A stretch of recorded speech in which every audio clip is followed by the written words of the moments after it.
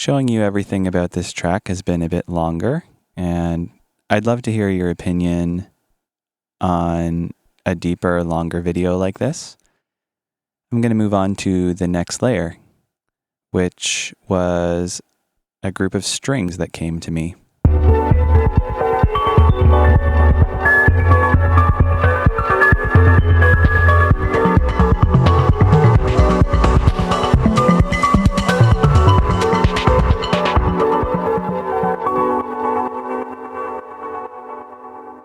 So I felt like as we were getting to the climax, and this is where I started separating what I was doing directly for the movie from the process of actually finishing a track, because I started to realize I wanted to make this into a track.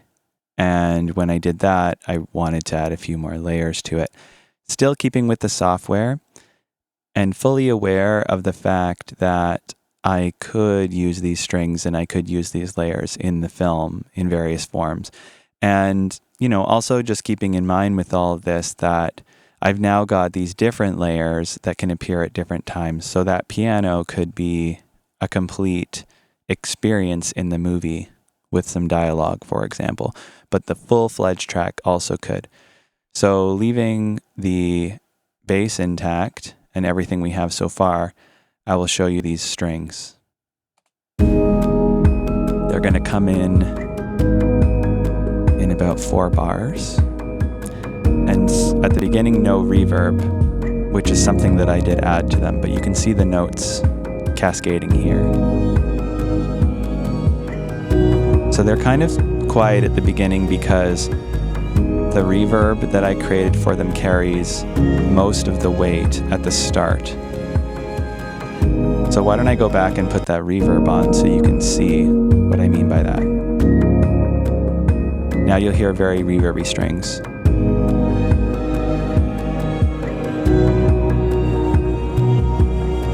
So I have 4 players. I have 2 violins doing octaves, 1 exceptionally high and 1 down, and I have 2 cellos. 1 cello a couple octaves down from the violins, and the other one playing a part of the chord. So you can hear the parts here. And there's a lot of ducking you can hear when you isolate it. It's moving with the rhythm of the song.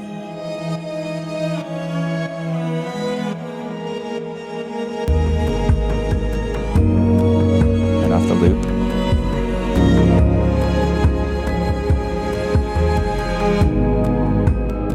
I love that reverb. So let me break this down a little bit more. Go to maybe just this last portion.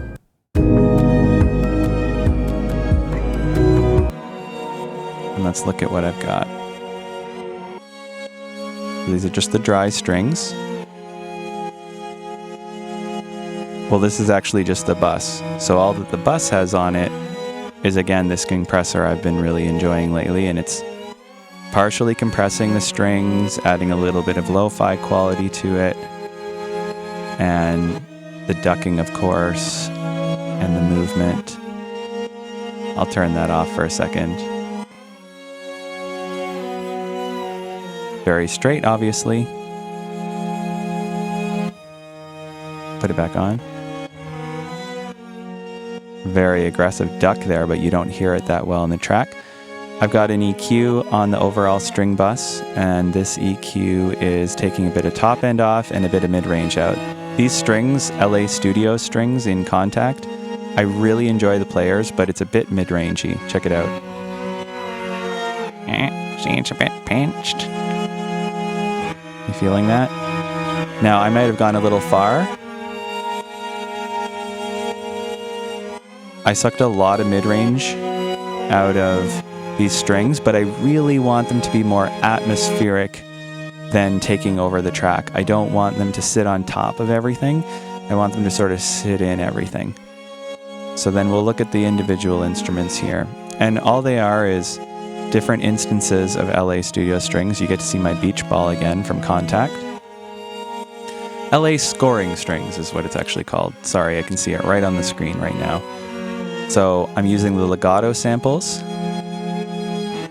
And one thing you can notice here is that there are different velocity settings for different musical approaches. There's legato, portamento, and glissando. Glissando would be like, you know, like sweeping like a synth between the notes when it had its glide on. Glide, glissando, same term basically. Then you have portamento, which it's smooth, but it's quite rapid. So I'm using that a lot. Like the string parts aren't dropping between their notes. It's like, so they're sliding, but it's a quick slide. And then legato is just, it's a distinct, the notes are distinct. There's no slide between them, but they play steady. And I wanted a very steady string part. So this is just one violin, and it happens to be violin number 2 first chair. I guess it's the backup first chair. And this string pack, when I purchased it, came with about 8 players, you know, 2 cellos, 2 violins, 2 violas. I don't use the violas as often, but I do sometimes. And each player plays a little differently. Their vibrato's a little different. It's good to blend the players and have them playing the different parts. So again, here's the first. And in a lot of these players, you can hear a little bit of the room in there. They don't sound that great completely isolated by themselves. They need to sort of play as an ensemble. Let me add this higher piece. And then let's add the cello. This is the octave down cello of the original part.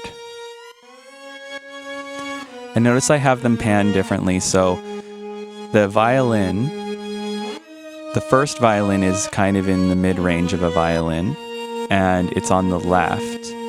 The second violin is exceptionally high frequency, so that would leave a big frequency gap on the right. But I have added this cello that's playing an octave down, or 2 octaves from that violin anyway, on the right.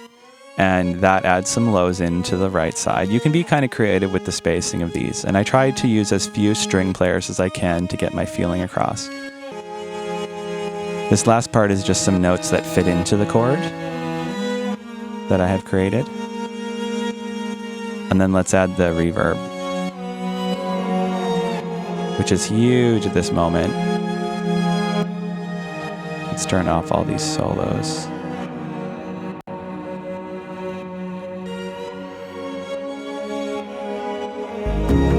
Let's just put the reverb on. Very, very warbly, lo-fi ducking kind of experience on this reverb. So I have a reverb that I've had forever, and I really enjoy it. It's not exactly a convolution. I think it's an impulse response type reverb, and I really enjoy it. It's got a crispness, but it's got a realness when you turn on the impulse response and the true, what I don't know, it says true's tail. I don't know what that, something lost in translation there. But all these different spaces you can choose from. This company, I believe, is somewhere in Europe, VirSyn, and I really enjoy it. And then, of course, I've got this compressor that I'm so hot on right now. Let's turn it off for a sec.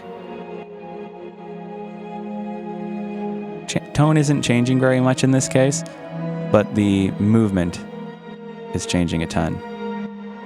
And then in EQ, I'm taking a lot of low end out of the reverb after the fact. Let's check this out. Yeah, it's soupy as heck, right? When I don't roll the lows out. Now there is an EQ in this reverb as well, which I believe I'm rolling off some top, but there's a difference between the EQ before and after the reverb in terms of the way it reacts, and it's just an experimentation thing. You just want to take time and see what gives you the effect you're looking for. This reverb has a mod, which I believe it has a pitch mod, and it has various settings for the initial reflections versus the tail. I tried to find a tail that was a bit dreamy, but without getting too soupy. If I increase the reverb time even a little more than where I have it now, it starts to wash a little too much.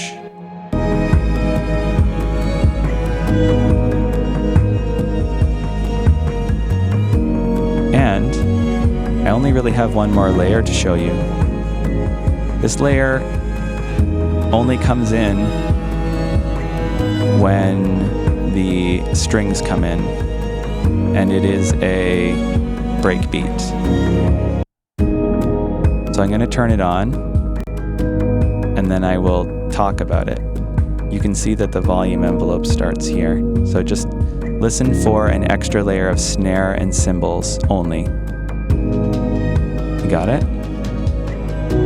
Solo it. Okay. Just takes it a little more to Portishead land. It's just another Maschine with another one of their Abbey Road sampled kits. It's really dark cymbals that I have pitched down. I have the cymbals pitched down, but then this Decimort. This is adding some high end to it and some crunch. You hear the crispiness? This jitter is way up. Okay, I'm gonna turn it off. Oh, totally different.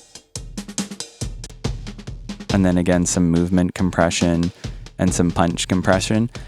And just like I said before, a lot of these sounds in this percussion layer are very tight and short. Very tight.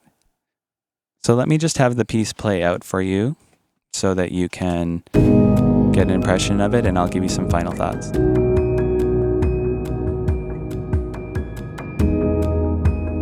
So there were points in this process where I was slightly worried that I may have been too close in terms of my content to other pieces of music that I really liked. And so there was a bit of anxiety around finding another piece of music that might be the same, especially this B section that's just about to start. This felt very similar to something, but I had no idea what it was. I think I found what it was, and it's not as similar as I was worried. So no harm there. I get to proceed with my piece of music. Now as these layers automate their way up and start becoming more prevalent percussion layers in the strings.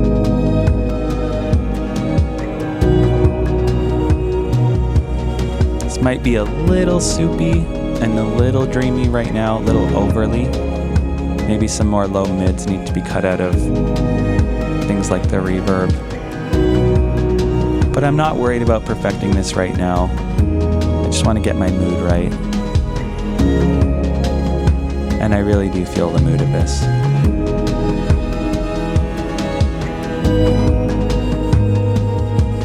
Let's play it out, and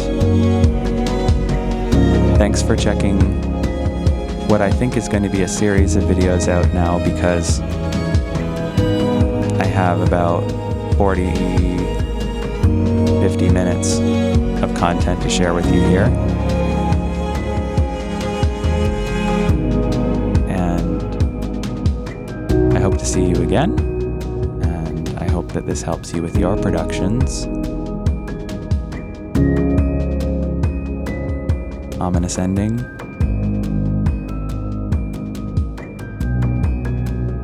Yes, subtlety is key. The spaces between the notes.